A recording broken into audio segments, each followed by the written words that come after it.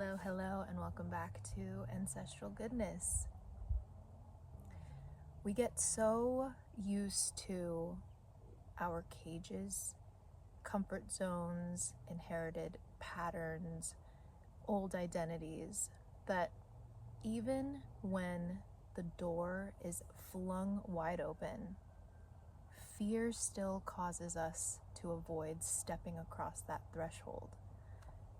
It's just how we're wired. But the good news is we can evolve from this way of being and way of operating. It's going to take a lot of work. It's going to take rewiring of neural pathways, but it's why you and I are here. It's because we're committed to this work. The reason why I was thinking about this today is because, ironically, it's Thanksgiving today, but all of this morning I was spending it with chickens. So we have a flock of chickens here on our humble ranch, and we've had chickens for a while, but we recently introduced some new hens to the flock. And before we let them roam free around the ranch, we clip their wings. And it's not like their whole wing, which I thought that's what it was when I first learned about this, but you just clip like the ends of it, so not up to the quick, but just the ends, so that when they flap, they can't fly or jump really high or like leap across the fence. So my husband and I were doing this process, and we had about 21 birds to get through today, and none of them have been out of the cage yet on this ranch. And so we opened the cage, and you'd think that they would all come rushing out. At least we did. We thought, oh, the door's open. They're like the dogs. When they see an opportunity, they run for it and, make their escape. It was quite the opposite with these birds. They saw that the door was open, and you could tell it made them a little uncomfortable, because day in, day out, they have been so used to this environment that we created for them. It's within a cage. They get food, they get water, they get a place to lay their eggs. They're comfortable. So when the time came for them to get even more space to roam the land, we just had a big rain, and there is a ton of fresh grass and greens and bugs everywhere, and I've been wanting to get the birds out for a while so that they can have a ball and see what life is like outside of their domestication. And so it's just so funny how God just gives you metaphors in every little mundane task if you look for them. And so the first bird, we're just waiting there for a few minutes. They're poking their heads around, a bit curious, and waiting for that one courageous bird to be the example and lead the rest of the flock out. It didn't happen. It was like they would hang around right at the doorway, even when we coaxed them and tempted them with a little bit of pumpkin. It wasn't enough. Like, the reward of the pumpkin and of the freedom wasn't enough to bring them out of the known, what is familiar, their comfort zone.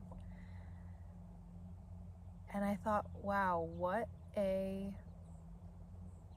just relatable experience in humans as well. How many times have you known that making this next decision, stepping into the unknown, maybe putting yourself out a limb, risking embarrassment or pain or social status for something new? And how many times have we opted to just stay where we are, to procrastinate? We'll say that we'll do it later, we'll do it tomorrow, it's not urgent.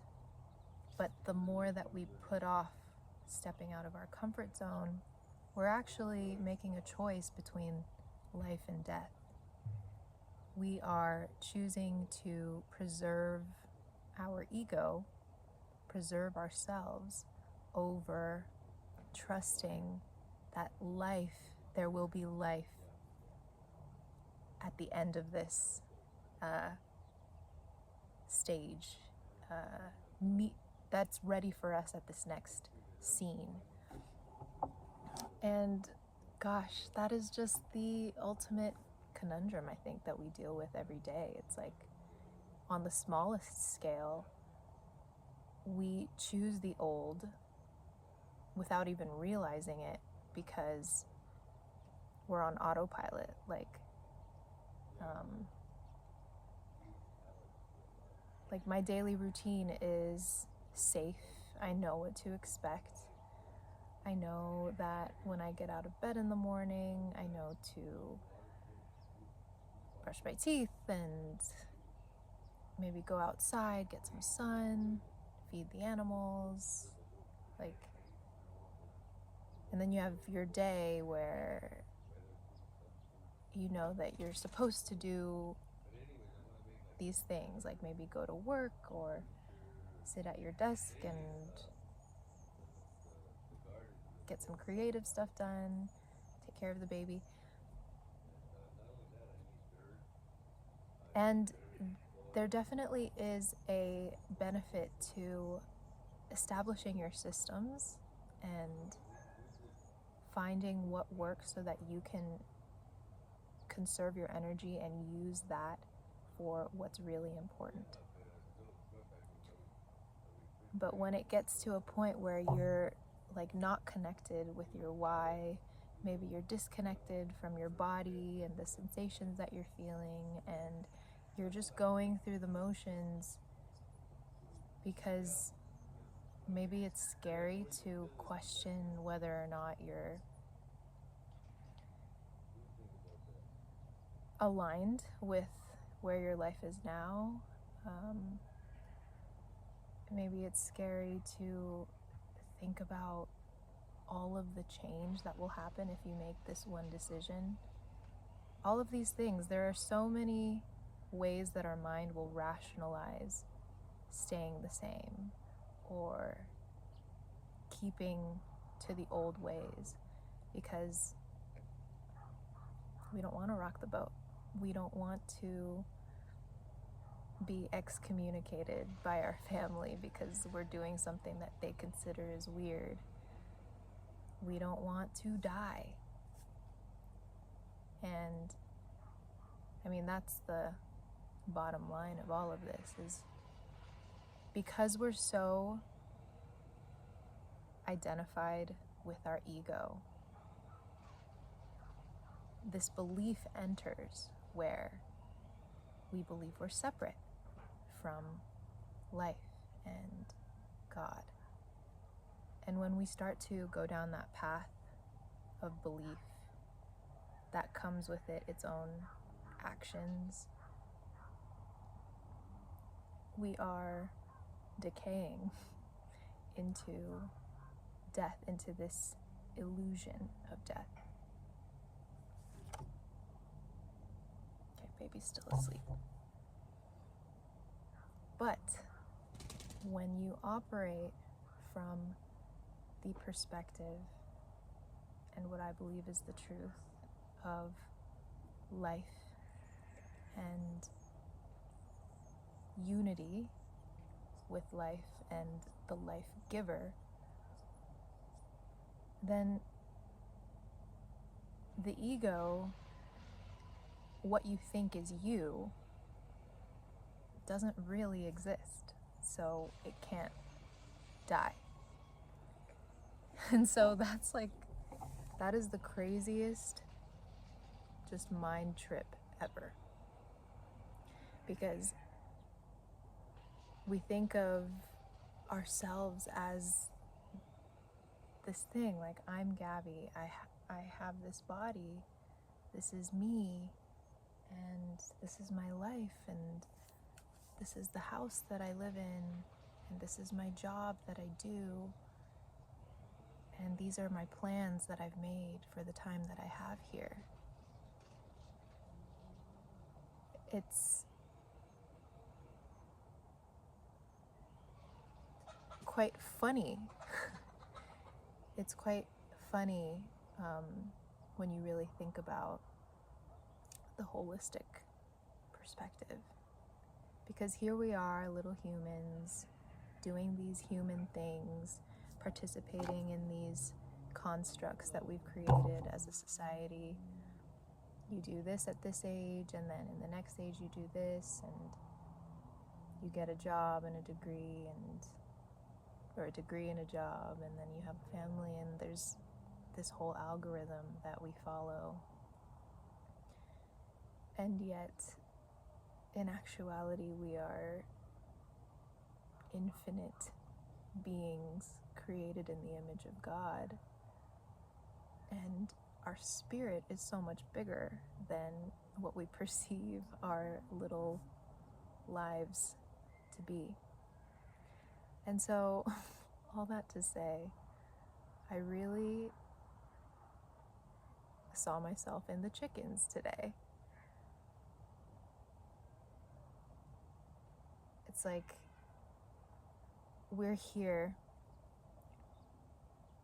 promising them safety and health and abundance by opening the doors, clipping their wings so that they don't escape into the next field over and, God forbid, get captured by a coyote. We're opening up the door so that they can give themselves a dirt bath that we know that gives them so much comfort and makes them feel clean and fresh. And we're opening up the door so that they can eat the pincher bugs and the little worms, and it's such a better source of protein for them. We're opening up the door so that they can thrive and live a better life.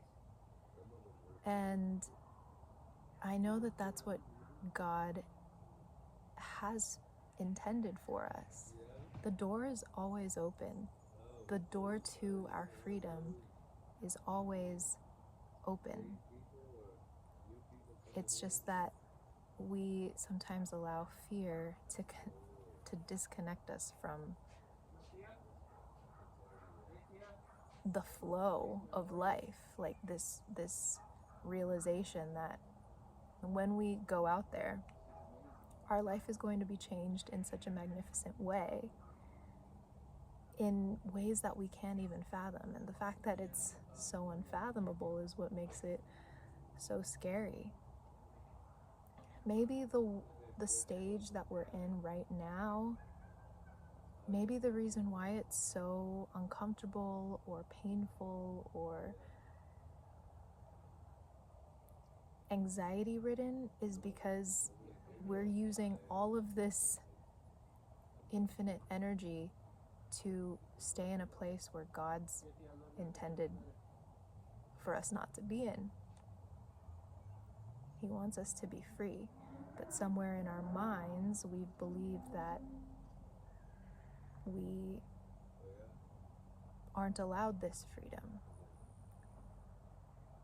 It reminds me a lot of my acting, or I should say non-acting class that I'm in. It's acting is the business of living.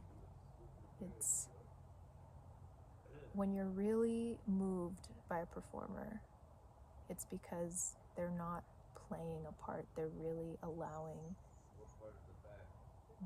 their instincts, their true impulses to move through them without their interference, without the ego's interference.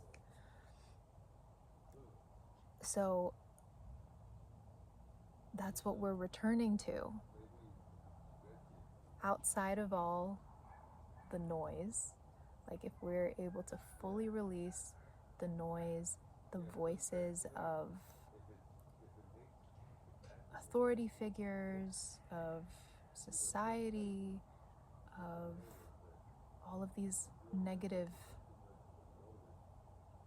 messaging that is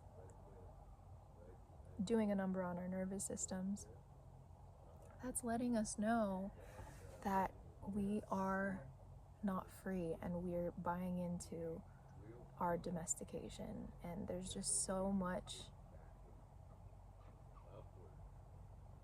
evidence. There's so much evidence of the fact that we're just like denying our instincts. We're denying our instincts for freedom and play and joy.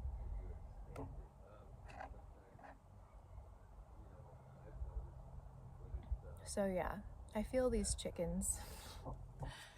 These chickens are a wonderful metaphor today and every day. And I want to ask you, where in your life are you staring at the threshold of your freedom? Where are you pausing or hesitating instead of boldly claiming it and stepping into it? I think the beautiful gift of life is that we get to experience all of the tones and the richness of sensation and of life. And the resistance, those emotions that we might feel are negative, are actually a treasure trove of transformation. The cave you fear to enter holds the treasures that you seek. So let's take our mess, our fear and our anxiety of doing the thing. For me lately, it's been callbacks. I've been so blessed to have many opportunities, acting opportunities and auditions, but I kind of get clammy during the callback portion, and that's because I tend to lean toward people pleasing and wanting it too much and fearing everything about it. And instead of pushing those feelings away,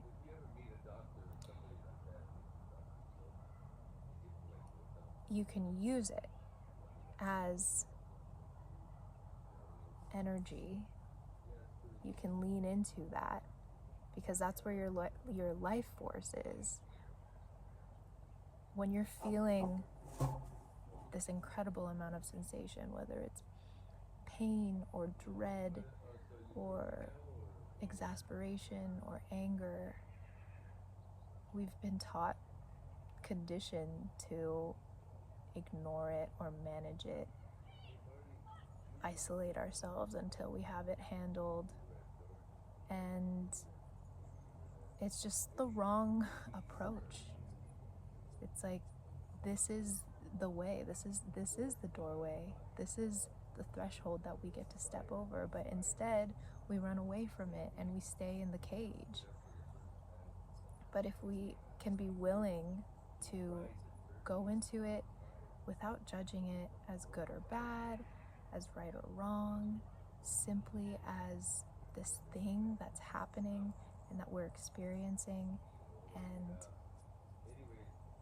that it's allowed to be here, because if it's here, there must be a reason why that it's here. If we can just go into that, that's where freedom is.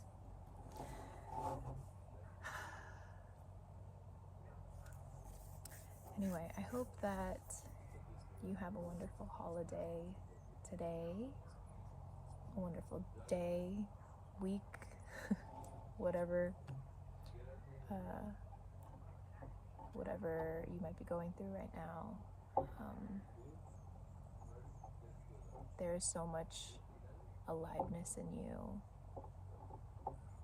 and examining these things is something that we're going to just keep doing for the rest of our lives, especially if we're building an intentional family culture.